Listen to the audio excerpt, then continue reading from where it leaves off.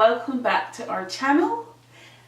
It's been a hot minute since I last did a video or an update, any kind of update. Our last video was our Christmas vlog. Our last homeschool weekly update was week 11. So after week 11, we completed 2 more weeks of school. So we did week 12, week 13, and then we took Christmas break. We were on Christmas break for about 3 weeks, and so now we are at we just finished week 17. So this is an update from week 12 to week 17, and the kids are doing pretty good. I've lessened Erica's school load a bit because I think she was getting a little bit overwhelmed because she was doing a whole lot, and I think she was doing she was doing phonics. She was doing she was doing phonics, then she was doing the growing with grammar. She was doing winning with spelling and soaring with writing. So she's doing those, and those are pretty. They're not very long work pages, but she was still finding it a bit overwhelming. So was I with the math and the other subjects we're doing. It was too much for her.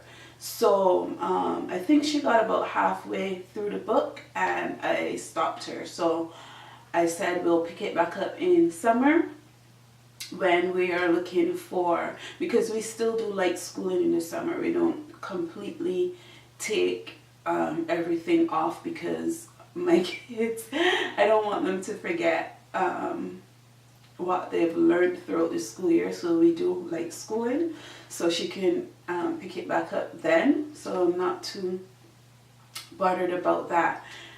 The only thing that she is finding difficult is learning her times table, and not just learning it but retaining it. Like, she knows like the tricks of the 9 table.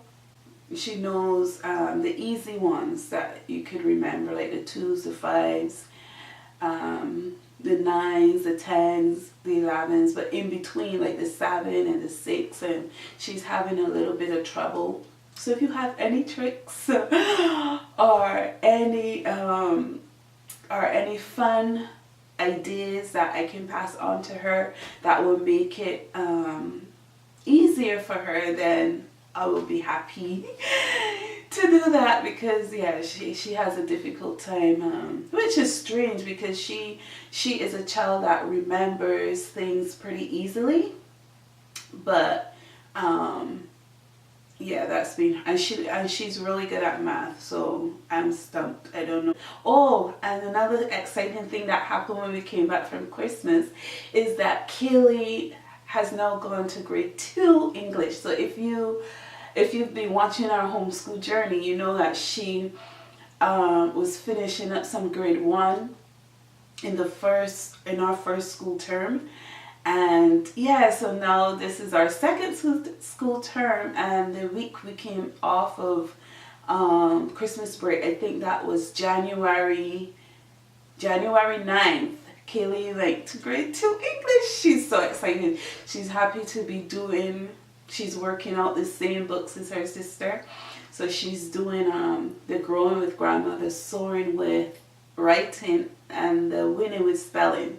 So she's doing really well. She's doing good. I still have to help her with the sounding out of some of her words, but for the most part I have her reading everything. And so so I'm so excited about that, and I'm so happy for her, and she's really excited. So that's another thing that happened in, I think that was week 14. She went to to grade 2. My son, he's still pretty much do school when he wants to do it. We're working on his name, and he's getting better.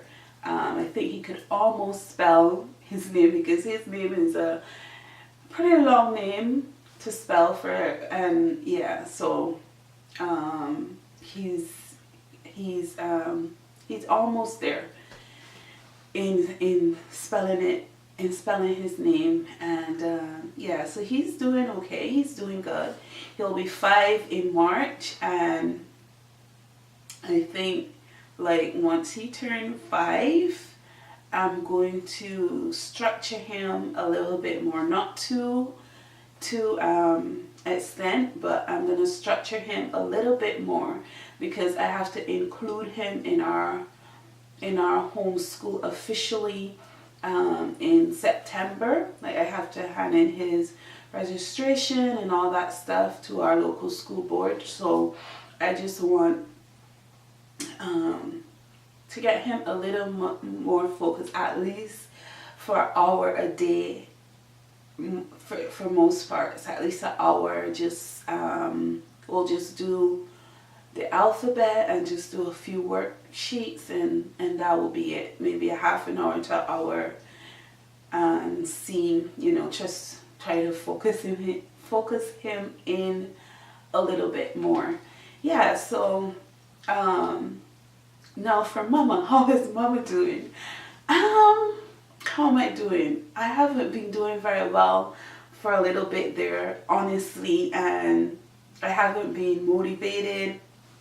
I've been dealing with some depression, and I dealt with depression for a lot of my life, in my teenage years, a little bit in being in my 20s, but yeah, recently it's been getting a little bit, it's been getting where, it's not been good. I have not been doing very good. I've been beating up on myself with the kids in homeschooling, and wondering if they're doing good, if they're up to the standard that they should be for our school board, and just stressing here and stressing there about different things, and just not doing very well. So I haven't been very motivated to make videos. I haven't done much updates. I haven't done much vlogging. So yeah, I haven't been doing that awesome, but I am doing a lot better. And I am a Christian, and for me, I get depressed or whatever, and are the times when I find that I don't spend the time that I need to spend with the Lord. And it's a cycle. And because you haven't spent that time with the Lord, feeding yourself, growing yourself, you don't feel like doing much. So the cycle continues. You need Him, but you're not seeking Him, and you're not seeking Him because you feel depressed and you don't feel like getting up and doing anything, because yeah, you're just in a rut. That for me, just pushing past those feelings and seeking Him and spending time with Him, and that really helped. And I'm still not to the place where I want to be. I'm doing our church is doing a praying fast for the next 10 days, and I'm going to participate. And yeah, it's okay for me to fast, although I have the diabetes, because it's going to be a fruit and vegetable fast. Plus I have my monitor that I'm going to be checking my sugar throughout the day, just to make sure I'm not on insulin or anything. I'm on the tablets. So yes, I won't be so I'll be eating fruits and vegetables and checking my sugar, so I should be fine. And I'm just really going to seek God. And the topic we're praying and fasting on is commitment to the Lord, and deepening our commitment to Him. And I really feel like this is going to benefit me and where I'm at. And I just want to encourage you, homeschooling moms or dads, or even if you're not a homeschooling parent and you're just you're a parent, you're a stay-at-home parent, you're a working parent, or whatever, or you don't have kids at all and you just happen to be watching this video, I just want to encourage you that when life throw you stuff that you cannot handle, or you feel that you cannot deal with, that you can go to Him, that you can go to the Lord, that you can pray, that you can seek Him out. That, like sometimes we beat up ourselves for things that are going on around us in our lives and whatever. But like, we can trust God, because the Bible says that we cannot add a hair onto our head by worrying. So why worry?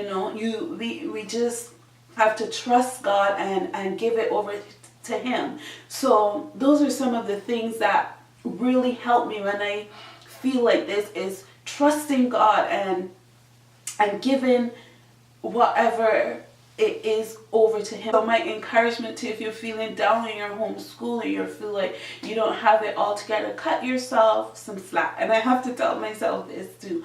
Cut yourself some slack. You're not perfect, and your situation may not be how you expect it to be. Don't compare yourself to other moms. Don't compare yourself to other homeschooling moms. Don't compare your kids to other kids. Don't compare their progress to other kids' progress, because your kids are different. And in my homeschool, I have 4 kids. I have 3 that I'm homeschooling, well, kind of, because my son. But both my daughters learn different.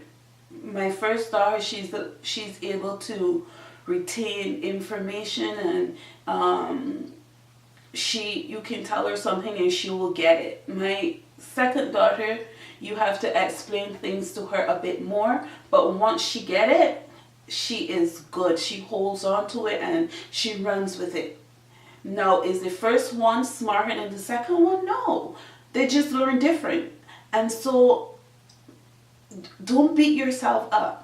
You learn what your child needs. You learn their learning styles, and you go with it. Don't compare them with other kids. Of course, you want to know where they're at, and are they learning?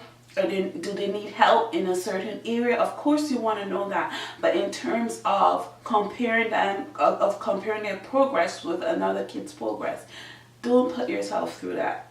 Don't. Put it in God's hands. Pray about it. Pray for your kids. Pray for yourself. So yes, I want to say that I think I'm on a good path. I'm on a good road. And I go through these times ever so often, because, like I said, I've been dealing with depression from my teenage years, and when I'm in this, when I feel like this, I have to examine what I'm doing, because more often than not, I'm not spending the time that I need to spend with the Lord. I'm not putting aside that time, feeding my soul, making sure that my heart is growing and that it's functioning.